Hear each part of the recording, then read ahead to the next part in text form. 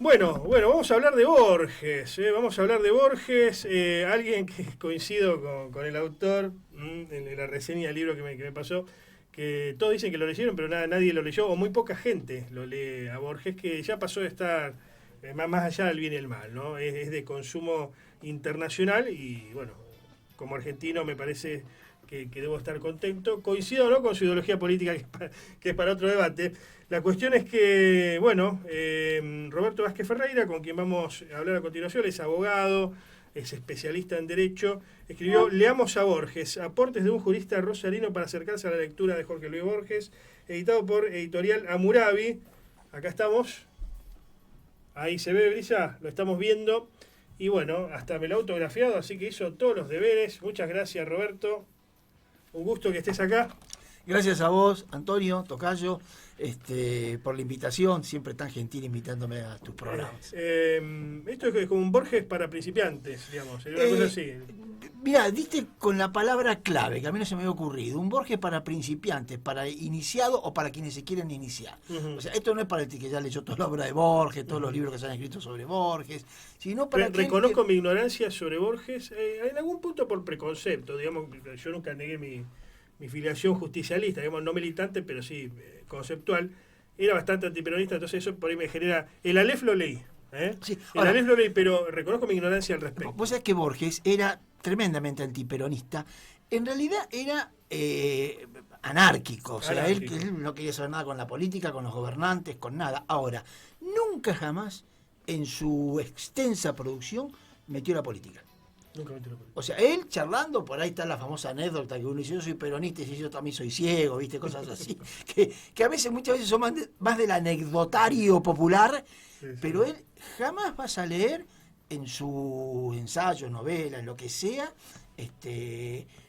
algo que transcienda su ideología política. Es más, yo creo que la última parte de su vida, por algunas entrevistas que he escuchado, creo que creía en la unidad nacional. Me parece, sí, ¿no? Sin duda. Creía en la unidad nacional, sí. Pese a lo convulsionada que estaba la Argentina en aquel entonces, porque digamos tuvimos un siglo XX muy convulsionado en la Argentina, ¿no?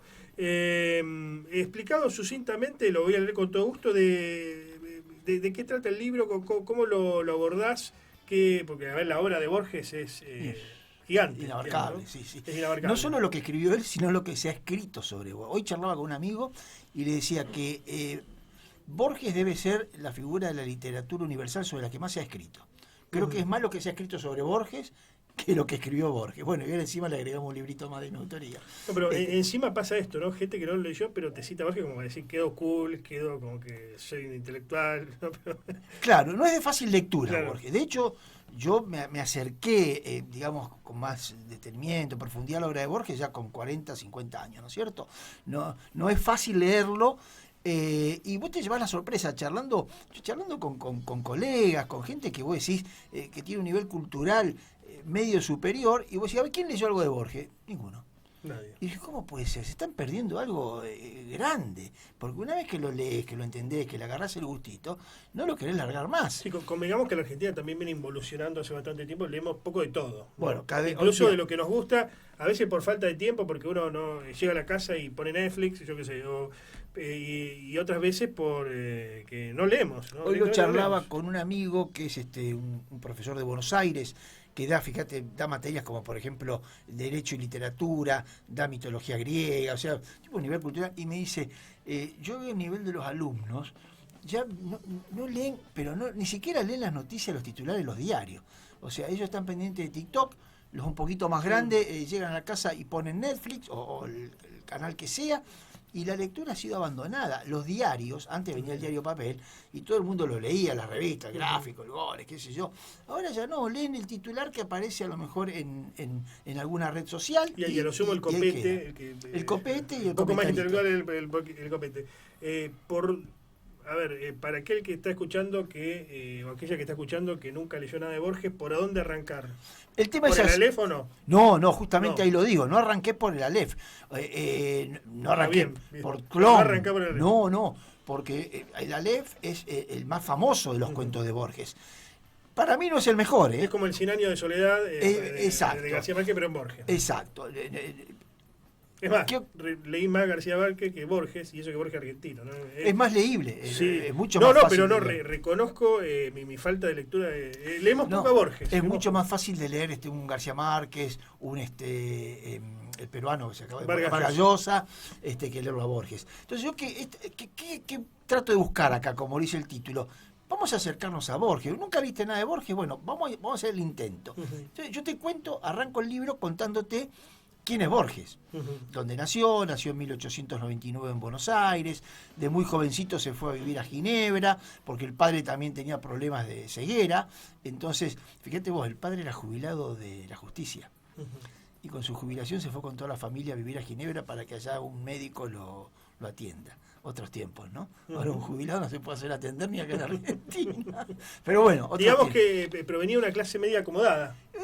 Una clase media, sí, normalita. La típica clase media argentina que tiende a desaparecer, que ya casi no hay, ¿no es cierto? Claro. Era esa clase media, que era una clase media fuerte, que fue la que hizo crecer el país, en definitiva, ¿no?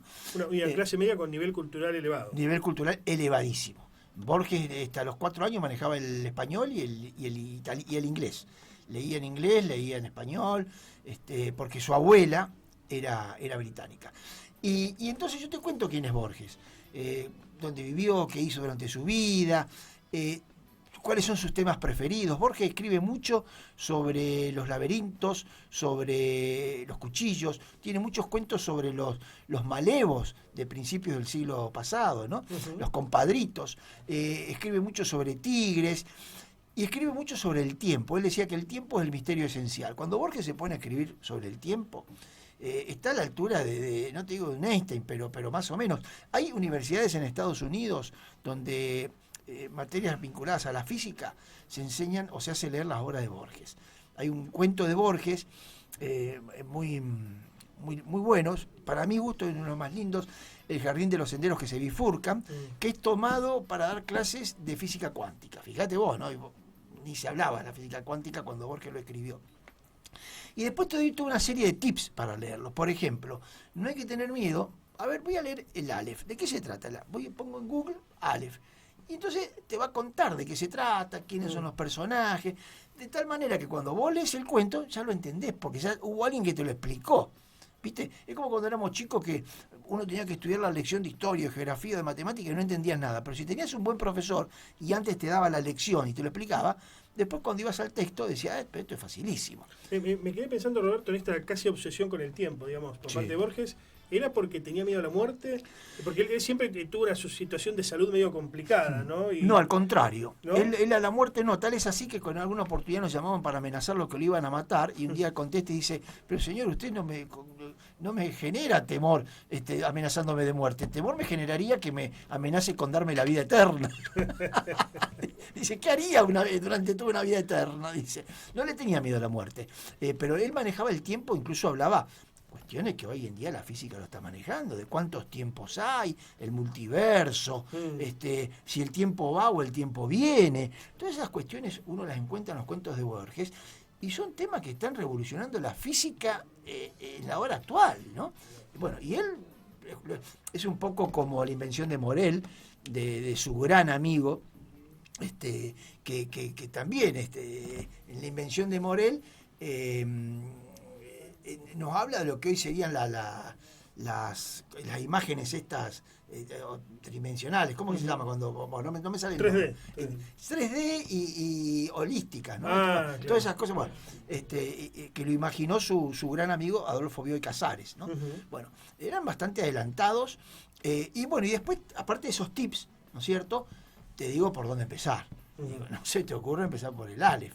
Empezar, por ejemplo, por Emma Zunz, con Z, Z-U-N-Z. Vos pones en Google Emma Zunz, te aparece el cuento. Lo puedes leer directamente en la pantalla del celular, de la computadora. Y Emma Zunz es un cuento policial, o un cuento de una venganza. Muy bueno, la verdad que está hecho bueno, está escrito por Borges, obviamente. O sea que, y es un cuento de tipo, no sé si policial, porque se trata de una venganza, de un crimen, de algún delito de defraudación. Bueno, empecé a leer Emma Zunz, que se lee sin problema, y luego uno va avanzando uno puede leer, otro cuento interesante para leer es Funes el Memorioso.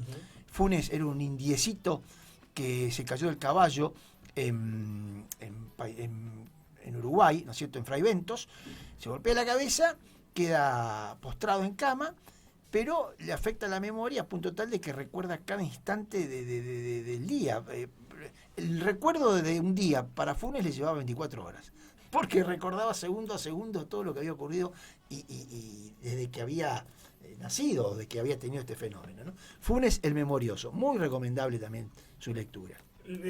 Comenzar por la poesía de Borges. La poesía más asequible. Sí, él, ¿Es más asequible? él no se destacó tanto en poesía, más allá que empezó a escribir poesía. Él cuando arranca, Fervor de Buenos Aires, su primer libro, es de poesía. Siempre se dijo que Borges era mucho mejor escribiendo ensayos que escribiendo poesía. No obstante, obviamente, tiene cosas muy buenas. Uno de sus últimos libros, Los Conjurados, tiene algunas poesías. Sin ir más lejos, Los Conjurados es una poesía que recomiendo su lectura, porque habla de la Confederación Helvética, que uno dice, qué lindo sería para Argentina esto, ¿no? Como diversas tribus que peleaban, que combatían, un día dijeron, muchachos, ¿por qué no nos juntamos? Claro. Que nos va a ir mejor. Y hoy es Suiza. Bueno, y él tenía mucha vinculación con Suiza. De hecho, él está enterrado en el cementerio de Plainpalais, en pleno corazón de Ginebra, ¿no?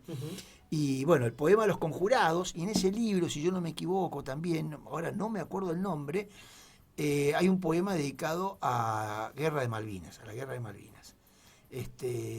Un soldado argentino, un soldado inglés que vos lo lees y te emociona, ¿viste? Y está escrito en poesía, ¿no? En forma de poesía. De todas maneras, a mi gusto, lo que siempre más me gustó fueron sus cuentos, ¿no? Y algunos ensayos también, ¿no? Algunos ensayos, por ejemplo, referidos al tiempo, ¿no? Qué interesante, qué interesante. ¿Dónde consigue la gente este libro, Roberto? Bueno, este libro ha sido editado por Hammurabi. Hammurabi es una editorial con H y 2M, ¿no? Hammurabi es una editorial jurídica en realidad. Yo tengo escrito muchos libros de derecho, es lo mío, soy abogado, y siempre los publiqué con Hammurabi. Cuando al dueño de Hammurabi le comenté que estaba escribiendo algo de Borges, me dice, dámelo que te lo edito. Digo, pero cito que se lo edito, vos te dedicás a la edición de libros jurídicos. No importa, si es Borges yo te lo edito. Y bueno, y así salió, editorial Hammurabi.